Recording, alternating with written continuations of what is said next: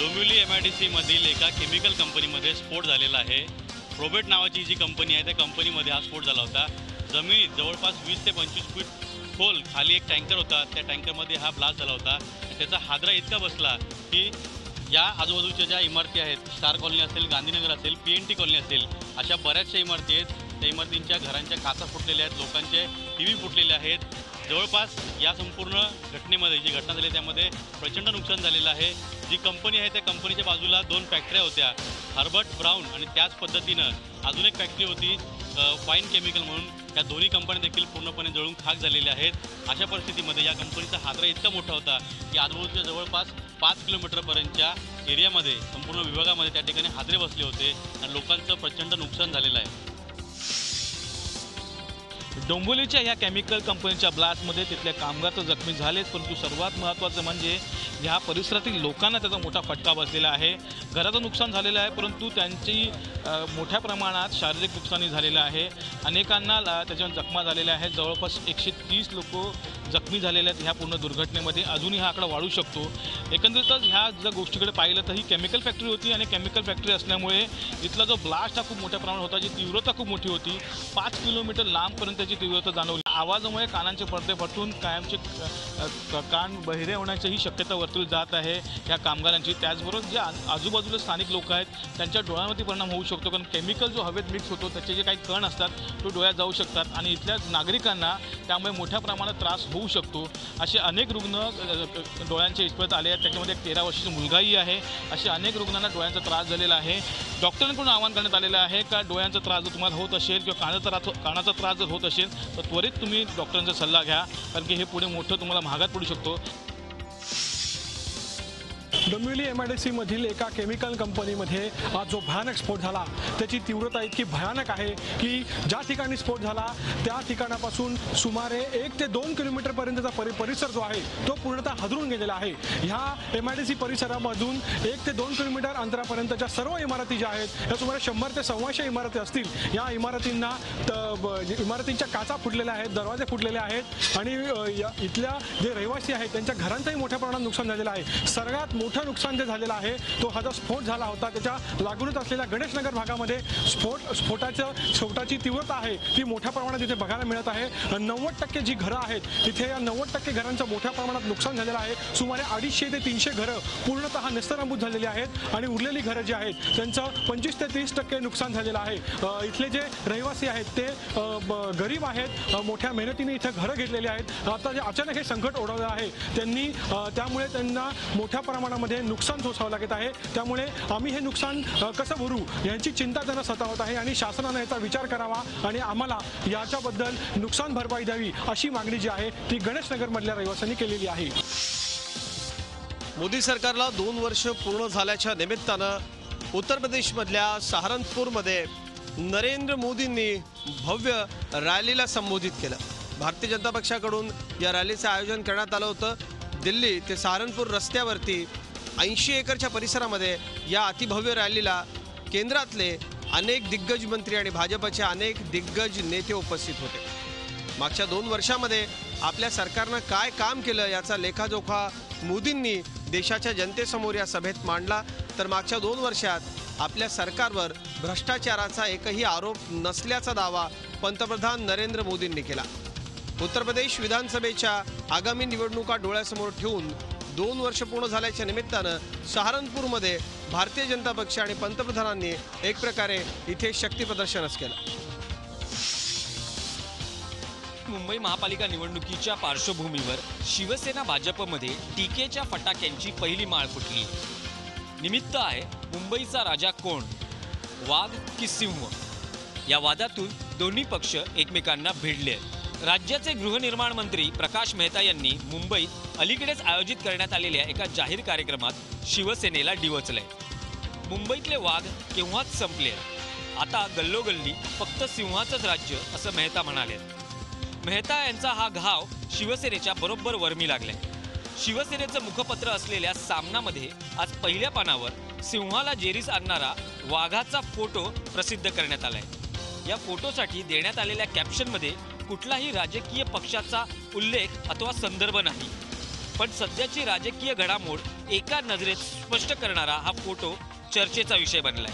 महापालिका निवडणुकीला अजून काही महिने शिल्लक आहेत, पण शिवसेना भाजपमध्ये कुरघोडीच्या राजकारणाला आत्तापासूनच सुरुवात झाली आहे. खुदा के बंदे संभल जा, वक्त है अभी भी बदल जा, हे वक्तव्य आहेत काँग्रेस नेते कपिल सिब्बल यांचे. आज कपिल सिब्बल आणि बड्या नेत्यांनी पत्रकार परिषद घेऊन भाजपवर टीका केलेली आहे. उद्देश पण स्पष्ट आहे. 2 वर्ष भाजप सरकारला झालेले आहेत, मोदी सरकारला 2 वर्ष झालेले आहेत. या 2 वर्षाच्या कालावधीमध्ये मोदींनी कोणती कामे केलेली आहेत आणि भाजप विकास दर किती गाठलेला आहे यावर पोस्टमॉर्टम केलेलं आहे काँग्रेसनं, आणि यासाठीच काँग्रेसच्या दिग्गज नेत्यांनी पत्रकार परिषद घेतलेली आहे. त्याचबरोबर 2 वर्षामध्ये काय काय घडलं, विकास पूर्ण झालेला नाही आहे, FDI गुंतवणूक जरी आली आहे तरीसुद्धा रोजगार उपलब्ध झालेले नाही आहेत, बलात्कार कमी झालेले नाही आहेत, आणि सुप्रीम कोर्टाला सुद्धा दखल घेऊन सांगावं लागलं की सरकारचं काय काम आहे आणि सरकारनं कोणत्या गोष्टी करायला पाहिजेत.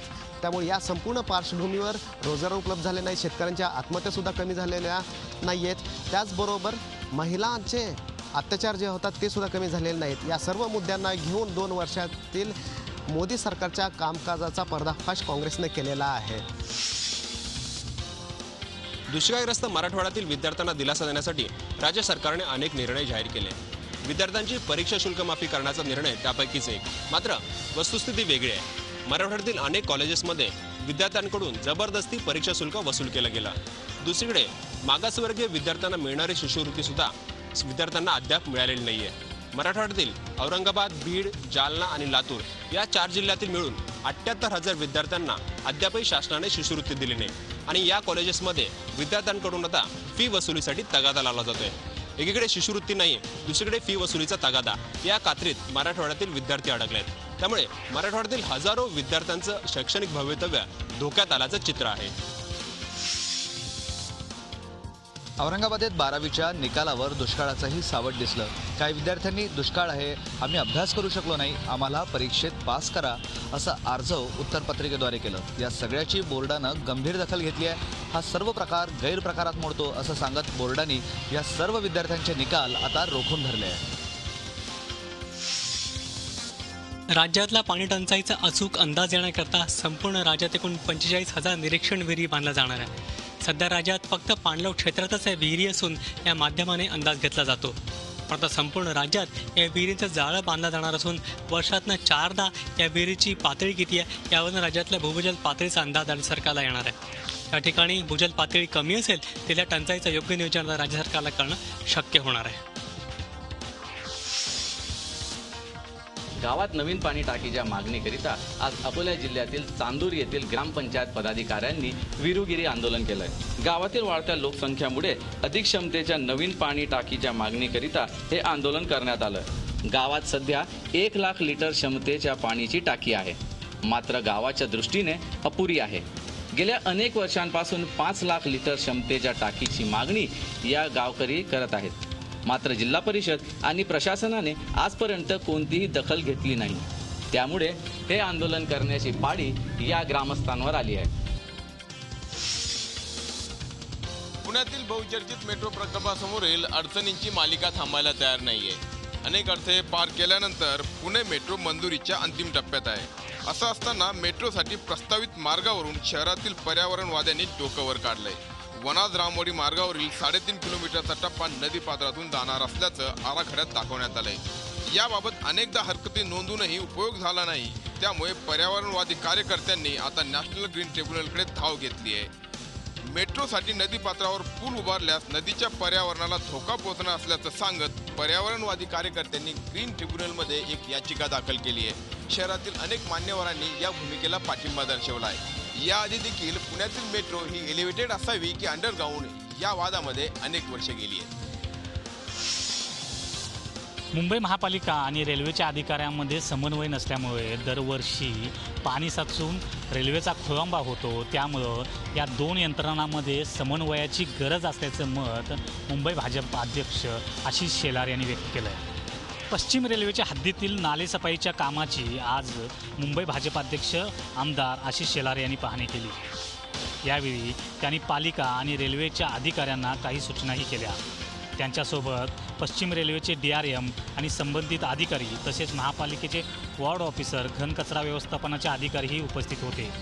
खार सबवे, स्वीपर कॉलनी तसंच माहीम काजवे आणि वांद्रे टर्मिनसकडील चमडावाडी नाला यासह रेल्वेच्या हद्दीत येणाऱ्या छोट्या नाल्यांची त्यांनी पाहणी केली. पालिका निवडणुका डोळ्यासमोर असल्याने यंदाची नालेसफाई अत्यंत महत्त्वाची ठरते. त्यामुळंच सर्वच राजकीय पक्ष या ठिकाणी नालेसफाईचे दौरे आयोजित करताना दिसत आहेत. नाशिक शहरातील अनेक इमारती आजही घरपट्टीविना, पाणीपट्टीविना आहेत. अनेक इमारतींना आजही कर लागलेला नाही. 2-4 वर्षापूर्वीच्या इमारती यामध्ये आहेतच, पण अनेक 15-20 वर्षांपासून पणही काही इमारती अशा आहेत की ज्यांना कर या ठिकाणी लागलेला नाही. त्यामुळे महापालिका एका बाजूला घरपट्टी वसुलीसाठी लाखोंचा खर्च करते, लाखोंच्या जाहिराती देते आणि असं असताना जर घरपट्टी इमारतींना लागलीच नसेल तर कर कसा जमा होणार असा प्रश्न यामुळे निर्माण झाला आहे. त्यामुळे आता महापालिकेनं घरपट्टी सर्व्हेचा मोहीम घेतलेला आहे. भारतातलं पहिलं फ्लोटिंग ड्रायडॉक तयार झालंय ते कोकणामध्ये आणि कोकणातल्या याच जयगड खाडीमध्ये या फ्लोटिंग ड्रायडॉकचं जलावतरण जे आहे ते आज करण्यात आलं. रत्नागिरीत ते असणारे कॅप्टन दिलीप भाटकर यांनी हे फ्लोटिंग ड्रायडॉक जे आहे ते तयार केलं आहे. समुद्रामध्ये जी जहाजं असतात त्या जहाजांच्या तळाच्या दुरुस्तीसाठी अशा पद्धतीच्या गोदींची आवश्यकता असते आणि हे तयार केलं आहे ते रत्नागिरीतल्या 2 मराठी माणसांनी. खरं तर ही जहाजं दुरुस्त करण्यासाठी 1800 टन वजन हे फ्लोटिंग ड्रायडॉक जे आहे ते उचलू शकतं आणि या आपल्या जो पॅसेज आहे त्याच्यावर हे तळाचा भाग जो आहे तो दुरुस्त करण्यात येतो आणि त्यामुळेच अशा पद्धतीचं भारतातलं पहिलं फ्लोटिंग ड्रायडॉक तयार करण्याचा मान कोकणाला मिळाला. त्यामुळे कोकणाच्या दृष्टीनं नक्कीच ही अभिमानास्पद बाब म्हणावी लागेल. मुंबई-पुणे एक्सप्रेसवेवर खंडाळा एक्झिट इथं अपघातात जखमी झालेले उद्योजक DS कुलकर्णी यांना पुण्यात हलवण्यात आले. अपघातानंतर त्यांना पिंपरी चिंचवडच्या लोकमान्य रुग्णालयात उपचारासाठी दाखल करण्यात आले होते. या ठिकाणी प्राथमिक उपचार केल्यानंतर DS कुलकर्णी यांच्याच इच्छेनुसार त्यांना पुण्यातल्या दीनानाथ मंगेशकर रुग्णालयात हलवण्यात आलं.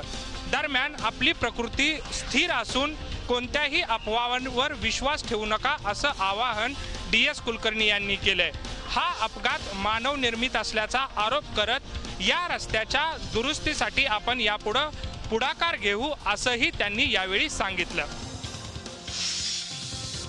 जर तुमचं रेल्वेचं AC फर्स्ट क्लासचं तिकीट कन्फर्म नसलं तरी आता चिंता करायची गरज नाहीये. IRCT सोबत एक कॉर्पोरेट करार केलाय. त्यात तुम्हाला रेल्वेऐवजी विमानानं प्रवास करता येईल. पण ही संधी फक्त त्याच प्रवाशाला मिळू शकते ज्या प्रवाशांनी राजधानी एक्सप्रेसचं तिकीट कन्फर्म केलं असेल आणि त्या मार्गानं एअर इंडियाचं विमान असेल. नवी दिल्ली राजधानीमध्ये चक्क एक नीलगाय दिसली. ती पण कुठे आड बाजूला नाही तर हार्ट ऑफ सिटी अर्थात हार्ट ऑफ नेशन असलेल्या संसद भवन परिसरात विजय चौकात सकाळच्या सुमारास ही नीलगाय लोकांना दिसली. ती कुठून कशी आली याची कुणालाच माहिती नव्हती. अखेर वन विभागाला प्रचारण करण्यात आलं. या गायीच्या धक्क्यानं दिल्ली पोलिसांच्या गाडीचं थोडं नुकसान झालंय. मुंबईतल्या हँगिंग गार्डनला लवकरच एक नवा लूक मिळणार आहे. या गार्डनचं रूप पालटण्यासाठी मुंबई महापालिका 5 कोटी रुपये खर्च करणार असून येत्या 2 वर्षामध्ये हे काम पूर्ण केलं जाणार आहे. 1881मध्ये बनवलेल्या या गार्डनला आणखी सुंदर बनवण्यासाठी BMCने एक खास प्लॅन आखला आहे, ज्यामध्ये जवळच असलेल्या कमला नेहरू पार्कलाही नवा लूक दिला जाणार आहे. बालगीतांच्या थीमवर इथल्या कलाकृती साकारल्या जाणार आहेत. तसंच गार्डनमध्ये एक मोठी गॅलरी बनवली जाणार असून तिथून पर्यटकांना मरीन ड्राईव्हवरच्या क्वीन नेकलेसचा अद्भुत नजारा दृष्टीस पडणार आहे. गार्डनमध्ये फूड प्लाझाबरोबरच पिण्याचे पाणी, पार्किंगसह इतर सुविधा पुरवल्या जाणार आहेत.